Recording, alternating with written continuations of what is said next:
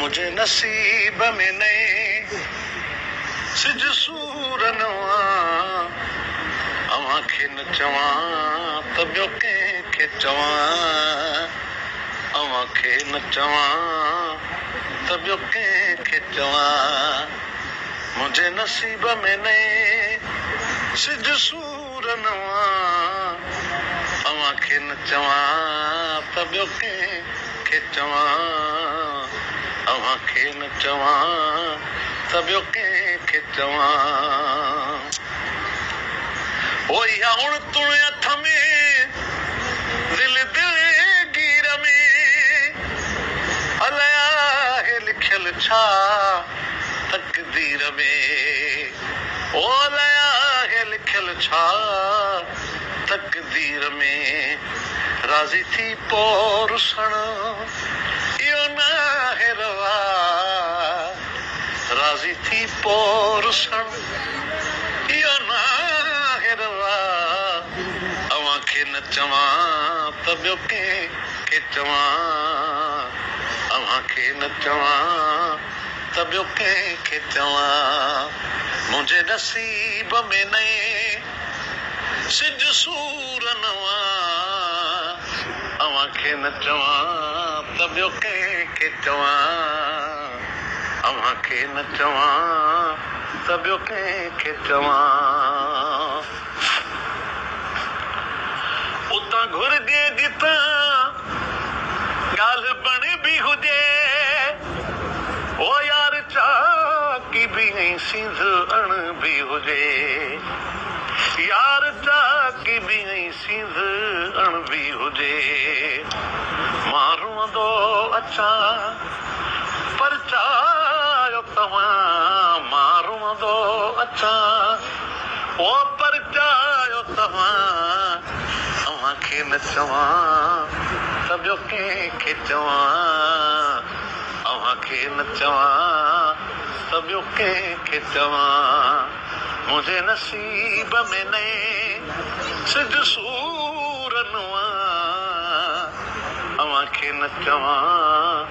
त ॿियो कंहिंखे चवां अवां खे न चवां त ॿियो कंहिंखे चवां ओ पयो मेहर में मिस्कीन सॾई थो ग़ुलाम नबी ग़मगीन सॾई ओ थो ग़ुलाम नबी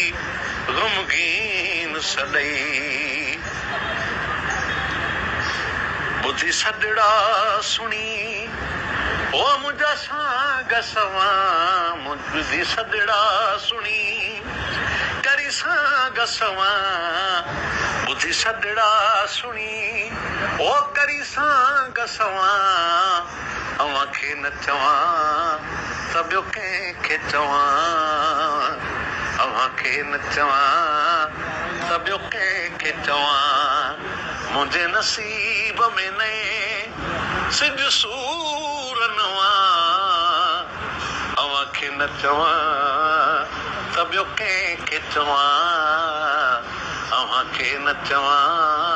त ॿियो कंहिंखे चवां मुला तूं क्या ॼाणी शान मुहम्मद जूं शान पुछणी हई त ख़ुदा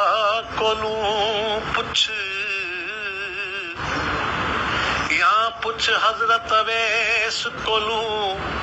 या हज़रत बिलाल कोलूं या शान पुछणी हई त हज़रत अली कोलूं पुछ या पुछ हज़रत हुसैन शहीद करबला कोलूं बेअदबीअ करण तुर्क दनवी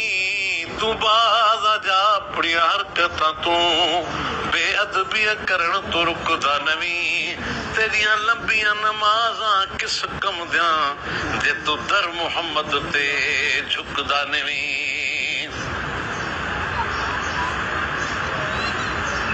ओ पयो मेहर में मिस्कीन सॾई थो ग़ुलाम نبی غمگین سدئی کرے سدڑا سنی بدھی سدڑا سنی او کری سانگ سواں اواں کے نچواں تبیو کے چواں اواں کے نچواں تبیو کے چواں مجھے نصیب میں نے سج سورنواں اواں کے نچواں تبیو کے چواں اواں کے نچواں تبیو کے چواں. پیارا بھا حاجی نواب چاچڑ صاحب ہی عرضی ہی مجھے فریاد ہی مجھو عرض مجھے حبیب سونے نبی کریم صلی اللہ علیہ وسلم جے حضور اقدس میں پیش کیو. تہاں مدینے پاک بیٹھا آیو خوش نصیب آیو. ماں ہی عرض ہتاں موکلیاں تو مہربانی کرے مجھے حضور اقدس صلی اللہ علیہ وآلہ وسلم مجھے پیارے حبیب مجھے سونے سرکار مدینہ والی دو جہان جے دربار میں یہ مجھے عرضی پیش کیو. اللہ مدینے وارو سائیں تمام اساں تے سبنی تے رحمت کرے پورے عالم انسان تے اساں جڑن گناہگارن تے خاص نظر کرے محبوب کریم صلی اللہ علیہ وآلہ وسلم. الصلاۃ والسلام علیک یا رسول اللہ الصلاۃ والسلام علیک یا حبیب اللہ الصلاۃ والسلام علیک یا رحمت للعالمین.